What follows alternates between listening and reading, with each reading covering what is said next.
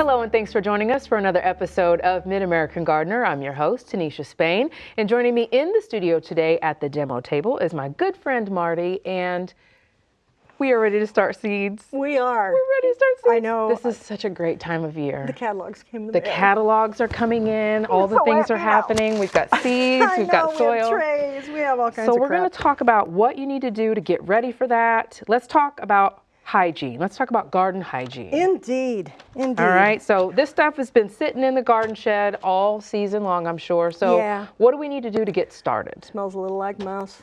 A little bit. What are you going to do? So I use old pots. I use pots that I've already used. I use trays from the year before. There's nothing wrong with these. I mean, if I don't want them, I just recycle them when I use them, when I empty them. But this is a perfect little size here.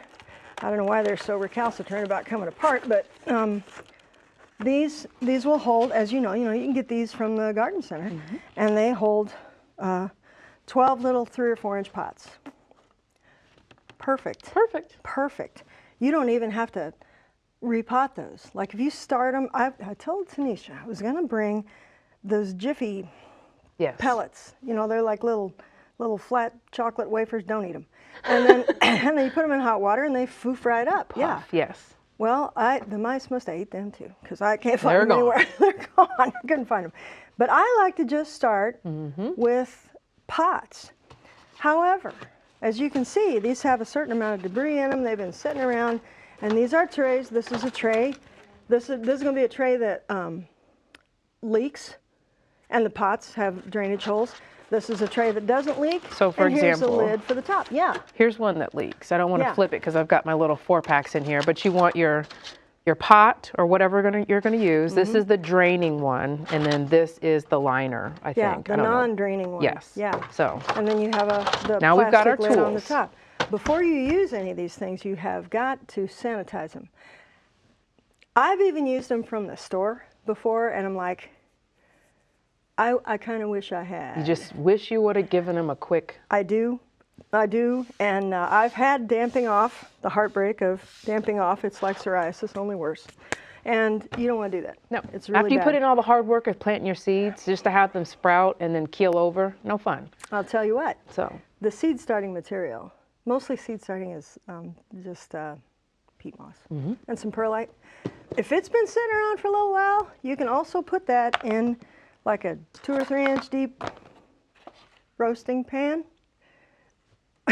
And we use everything we have because we're gardeners and we don't care. that's right. Put it in there, put it in the oven on about 300 degrees for half an hour, bring it out, and then it's sterilized too because stuff gets in things and you're going to have virus and bacteria and fungus, and you don't want them to kill off all your hard work. That's right. So everything's, yeah, once so you all get it these clean. things, yeah, so I've got pots at home, little ones that fit just right in here perfectly, and these hold a dozen. It's just the 2 of us. We don't put in a giant garden. Wash all of these, all of them, pots, 4-packs, lids, everything, in hot, soapy bleach water. Okay. Get all the debris, we're on Facebook, or we're on TV. Get all the debris out of the corners. Spider eggs, leftover Roots, yeah, all of anything. it's got to go. It's got to come off. Those are all your enemy now. Then you rinse them in a milder solution of bleach water, and then you let them air dry. Okay. Don't scrub anything else on with them. Don't dry them off and nothing. So then they're ready to use. So we take our little pots, or we take our little 4-packs, Okay. and you want me to just do one? Yes, go for it. And it's a Okay. little bit pre-moistened, Oh, so it perfect, wasn't yes. dusty. Oh yeah, make sure you pre-moisten the good point. And hot water, the hotter the better, works better with these because it's ridiculous. Are we going all the way to peat the moss top? is dry as a bone. You go all the way to the top and then you smush it down and put some more in. Okay. So, because this stuff is so light and friable with an I, look it up. My brain is getting a serious Okay. dopamine Fried hit it, right okay. now from playing in the dirt. I can smell it. I can smell the dirt. It's Thea. I can smell definitely it. like a mood Yeah. enhancer. So kind of Mush her down a little bit because Okay. these will, and you want the seed up close to the top. I find I have a better result if I do it like that. So just, you don't have to cram her down in there, but you know, get it up. Okay. And a little fluffy on top. But when you push, it shouldn't go right down. So then you put this little feller in here. What kind of seeds do you want to start? Well, so let's talk about that. It's early. Okay. We're talking late January, early February. Yep. So where are we? What should we be starting inside right now? I would start tomatoes or peppers or eggplant now. Like the middle of January is the earliest I'm going to start any of that stuff, but it needs longer. Okay. It does need. The problem is, if it grows really well, then it's going to get too big. Yes. Like for these, for 4-packs, that's awesome, but you're going to have to transplant them into Yes. something. They will not last in a 4-pack From now until May. 15th. Yeah. If the weather is helpful, we could do April, and we'll talk about that later, setting out early. Okay. But right now, you could do crucifers for sure. Cabbage, broccoli, cauliflower, Brussels sprouts, all those guys. You don't need to start kale from seed, but you can if you want to. You don't need to start chard from seed, but you can if you want to, because it'll, you'll just be able to harvest it that much quicker. Brussels sprouts you're not going to get till fall, so never mind. Don't worry about that right Yeah. now. All right, So what do you have? I've got cabbage here. Okay, is it pelletized? Oh, well, that's a big question for the host. Crucifer seeds are usually pretty easy. Can you? I bet we can. I Close bet up we on can. those? Where are we going? Can you see these? Oh, see, they're perfectly round, and they're very roly-poly, and they're pretty easy to get a hold of. They're not too bad. I have used tweezers before. Those come in pretty handy sometimes, and that one's lost to the ages. I don't know where it went. Now, did you say pelletized? Yeah. Are these pelletized? No, but these, but I brought it up because these look like pelletized seeds. Some seeds are really, really small, and they pelletize them. That means they coat them in some stuff to make it easier to get a hold of, and they look perfectly round like this, but they're kind of tannish more, and so chopsticks are a fantastic dibble. Or a Sharpie? Excellent. Whatever you can grab. If you think you're going to need a lot more and you don't have as many, in 4-packs, I would probably do just 1 or 2 at the most. Don't put them right together. Okay. Put one about 1/3 of the way in the middle, and the other one 2/3 of the way away from it. That way, if they both make it and they look really good, you don't have to thin them. You can divide them. Just tease them apart when they grow. So she's put them in a saying bigger pot. Put Yeah, so one little there guy, and then put and one Give us there. a demo. Put one more in there because Okay. we want to make sure So everybody can Tanisha see. put one there, and I'm going to put one here. Now, in a 3-inch pot, pretend this is a 3-inch pot. Pretend this half is a 3-inch. It's a whole pot. I will do across the corner from one another because they Just need give them some room. Yeah, they just need some room. And I probably wouldn't do more than 2 in a pot. Now, even in a will small we need pot. to thin these down? If both of these seeds germinate and survive, will we need to thin, or can we plant both of them? Usually, if one is really scrawny and pitiful, you just yank him out and send him to cabbage heaven. However, if they both look really good, then you can keep them both, but you need to wait till they have 2 sets of true leaves, Okay. because when they come out, they'll have their little cotyledon. They'll have their original little leaves, and they just look like everybody looks the same. But then the true leaves, the second set will come out, and they look like a tomato leaf, Okay. or pepper leaf, or cabbage leaf, or all those guys. So that's what you do. And when you get your second set of true leaves, you can water them real well the day before, push the bottom of the 4-pack. By then that soil will be all together and there'll be roots holding it. You push it out, Yoink. you take each one of them, you just tease it apart a little bit, and you put each one in a 3-inch pot. And by the time they fill that 3-inch pot and they get another couple sets of leaves, it'll be time to go to the garden. It'll be time to go to the garden. Give me your seed packet. I don't want to Well- waste these. I opened it kind of tiny. Did you put them all Actually, over the table? I did because Why did you do that? it's TV, and we can fix it in post-production. I want to throw them over my shoulder, but I'm not going to do that. Here, pop them in that lid. There we go. So do we need to cover these with soil, or do we leave them? When I dibble with my chopstick, Okay. I just make a little hole, and then you can take the other end and just mush it over. Mush it over. Because fingers are big and fat, and chopsticks aren't. Or pens, or whatever it is you use. And you don't have to jam them clear down in there. 1/4 inch of soil over the top is plenty. You have to put some soil on the top because when you water these, it's going to wash around a little bit. So you want them where you put them, but the top is going to move a little bit. You don't want to wash your seeds all over the place. Okay. I would also recommend, again, like Tinisha said, you moisten the soil. When you get this new and it's dry, use hot water, and it will, oh my gosh, it'll save so much time, because even when you pour the hot water in, it'll dust like crazy. I used to do this a wheelbarrow at a time. Oh man. I'd break a whole bale of peat moss in a wheelbarrow, and I'd get hot water, just gallons of it, and I'd leave it sit there, and I'd use it the next day in the greenhouse, because it was dry as a popcorn fart. Dry. So when you water these, water them with a squirt bottle. And it's going to take a little bit of time, but until they germinate, water them with a squirt bottle. Okay. And then you put your lid on. Got just a couple minutes left. Now let's talk about care as these babies are sprouting and just doing their best. If you have I have a window that's perfect. So I just put mine in a window. I put a card table up because I don't care what the house looks like.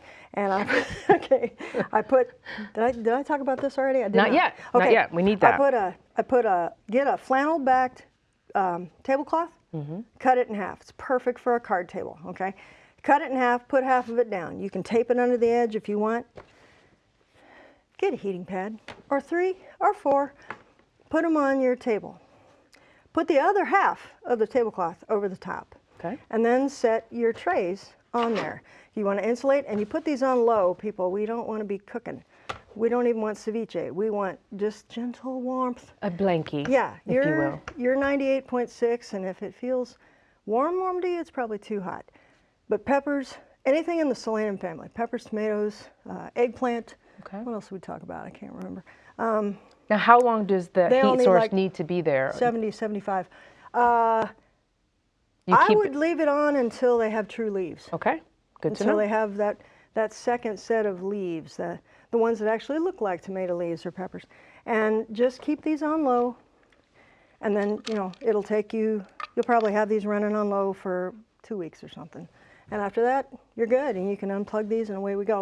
Tags. Last but not least, the label. Oh God, we've tried so many things. I had some craft sticks in my china cabinet. I just cut them in half. Because that's where I keep them. Yeah. And just, I'm fancy. Then just pop these right in there. I'm gonna write, what are these? Cabbage. I'm gonna write cabbage, not broccoli. Are you gonna write just the pop kind that of right cabbage, in there. or do you only No, I like kind? to be surprised. I just want to be surprised. Alrighty then.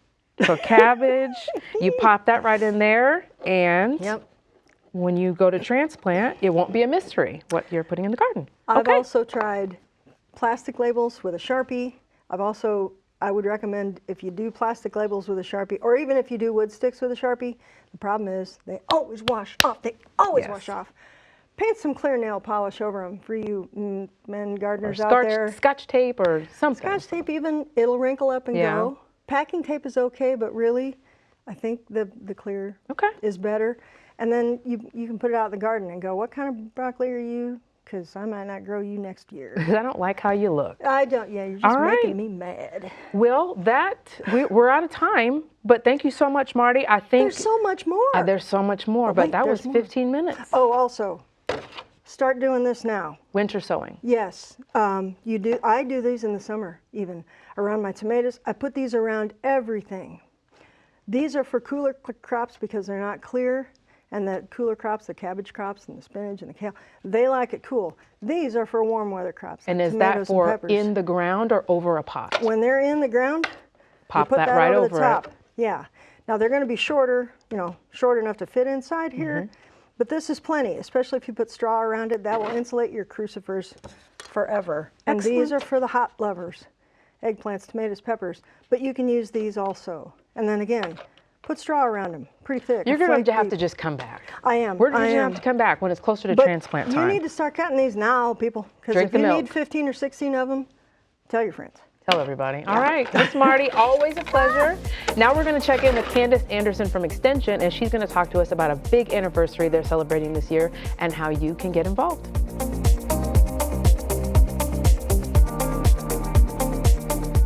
And here we are joined with Candace Anderson here on the Mid-American Gardener set. We're going to talk about a big birthday that's coming up this year. But before we get into that, let's have you introduce yourself or reintroduce yourself, because you are a friend of the show, and tell us a little bit about you. Yeah, happy to. My name is Candace Anderson, and I am the State Master Gardener Specialist for Illinois Extension, which essentially means that I oversee our Master Gardener volunteer program for the state. Prior to that, I was a horticulture educator, so I am a veteran of the show, we could say. It's been a little bit, so glad to be back. Wonderful, wonderful. So tell us a little bit about the anniversary that you guys are celebrating this year. Yeah, so 2025 is a cool year because it is our 50th anniversary of the Master Gardener volunteer program. So we're very excited to kind of highlight all of the amazing things that our volunteers do in their community. So yeah, so we can talk a little bit about maybe how the program started if you Yes, I would love like. that. And we were talking a little bit before this. I actually took the course. Yeah. It was an incredible, coming out of it, you know, you feel so like educated about planting and gardening. And so it's just, I can't speak enough positive things about the program itself. And then I still pop into Extension sometimes and get free seeds. I mean, it's just, you can do so much. So tell us a little bit about the history of Master Gardeners. I sure can. Yeah, and then we can talk about kind of what it is now too. Sure. So so like we said, 50 years ago, the program itself started about like 52 years ago, a little bit longer. There were some Extension folks in Washington State Extension who were getting just a ton of gardening questions coming into their office and realized they don't have the capacity to answer all of these gardening questions. So they kind of came up with this idea of, well, how about we train gardeners, give them some additional education, and then they can help us answer all of these gardening questions and educate the public. So Washington kicked it off in 1972, and then a couple of Extension folks from Illinois went to a conference over there, learned about the program, brought it back here to Illinois, and in 1975 we held our first training up in Will County, so up in kind of the Northeast. So and the rest is history. And the rest is history. So we have a program now in almost every county in the state, and we have about 2,500 or so volunteers. Wow. So. Now, for those who may not be familiar with Master Gardeners or with the program, what do you get? What is the experience if you become a Master Gardener? Yeah, so the way it starts is basically you inquire with your local extension office that you're interested,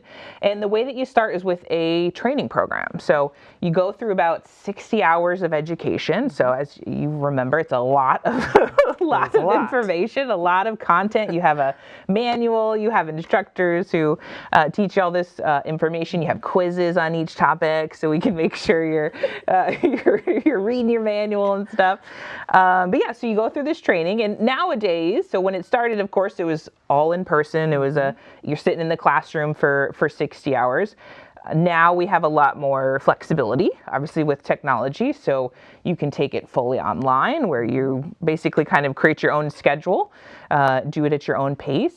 And we have hybrid, which is kind of, as the name implies, a combination of online and in-person. And we still have some kind of traditional in-person classes as well. So very nice. Yeah, you learn a lot. You meet a lot of awesome people. And you know, if you're already gardening, it's just so cool to be able to blend the science with the vibes. Oh yeah. I was a vibe gardener, like just a little bit of this, a little bit of that. But when you learn the science behind it, it just makes it so much more rewarding. Yeah. And then you meet so many people, and I could just go on and on and on. Right. So, yeah. You learn the why behind, like, oh, I've been doing this for this many years. Why was I doing this? This is why I kill African violets. Got it. You know, the why is very important. Absolutely. What are some things folks can expect during this anniversary year, this birthday year? Yeah. So we're going to be doing some special regional events this year. Obviously, Illinois is a large state, long state. So we're going to be hosting some kind of 5 regional events across the state where volunteers can attend and kind of get to know volunteers in other regions of the state as well. We'll have a big state conference as kind of the culminating event in September. But then we're also going to be obviously emphasizing to the public as well, sharing stories of what the volunteers have done over these 50 years and what they do. There's still a lot of people that don't know what the Master Gardener program is. So really, we just want to let people know the awesome work that they're doing in their communities too. Excellent. And it's a lot of work between, I mean, I've just seen in Vermilion County, my neck of the woods, we've got community gardens. They're active in the schools. Greenhouse sales in the springtime. I could just go on and on about the number of things that people can get involved in there. Does Master Gardener look the same from the top of the state to the bottom of the state? Does everyone pretty much do the same thing? Somewhat, yeah. And that's what's kind of cool is that everybody goes through the same training. They learn the same content, but then the actual kind of projects that they might work on locally, like the ones you just mentioned, are really tailored to the needs of the community. So like if there is a specific audience in your county or your community that needs help with a particular gardening project, then they're gonna work on that. So topics, types of projects vary, but the overall kind of mission of, and we should say our mission is helping others learn to grow. That's kind of our official mission. But yeah, overall that mission of teaching others how to garden and kind of make their lives better with gardening stays the same. Yeah. And we talked about this a lot on the show, right around 2020 when we were all at home, and gardening just had a huge explosion. Greenhouses and seeds, and everyone was just learning to grow tomatoes and things like that at home. Are we still seeing that? Are we still riding that wave? Yeah, in terms of like people interested in learning, I feel like it is still very high. Like we are still having kind of record numbers in our online training programs because people want to learn about the gardening. The connection for us then is getting those folks then to volunteer, kind of take that next step of actually taking it out to the community. That still can be a challenge just because of life, hours in the day, things like that. So that's one thing we're the next 50 years continue to work on is different types of projects that folks can volunteer in that are more flexible, that they can do from home, that type of thing, so that we can still make an awesome impact in the community, but make it fit better with kind of nowadays lifestyle. Yeah. And how important are projects and programs like this to a community? You might have folks that say, oh, it's, I can garden or I can do this, but how important are programs like Master Gardener? I mean, I think they're essential to really maintain the community, benefit the community, connect folks together. I think Master Gardeners play a large role in that. And whether it's at the local library or the community center or the local extension office, like I think they're amazing connectors of resources in communities, and that's what they're really great at, and education, of course. Yeah. Wonderful. Yeah. Okay, so if we have piqued someone's interest and they're thinking, all right, I'll give it a shot, I'll look into it. What is step one, regardless of where you are in Illinois? What is step one to get some information and get plugged in? So step one, and the simplest way would be to reach out to your local extension office. So you can do that by just hopping on Google and typing in your county and extension office, and it'll pop right up. Or we have a Become a Master Gardener webpage as well. So if you, again, put into Google Illinois Master Gardener, we should pop right up. And then you can be able to find out kind of when the next training is in your county, what's available in your county, and then start there into the process. Wonderful. And even if that's not your cup of tea, there's so many, like forestry. Oh yeah, and even if volunteering is not your end goal, I mean, obviously we're a volunteer program. That's kind of our driving force to the community. But even if you just want to learn that gardening knowledge, that gardening content, you're welcome to do that as well. You're going to learn a lot throughout the way too. So. True. Your friends will be very impressed when they hear you say stoma. Yeah, right. You learn all these new terms. Thank you so much for coming out. Thanks for having me. I look forward to it, and hopefully we can pop in on some of these events with you. Yeah. And just help people get more interested and learn more about Master Gardening and their extensions office in the community. Absolutely. Thanks for coming in. Thanks for having us. Thank you so much for watching. If you've got questions for us, you can send them in to yourgarden@gmail.com or search for us on socials. Just look for Mid-American Gardener. And we'll see you next time. Good night.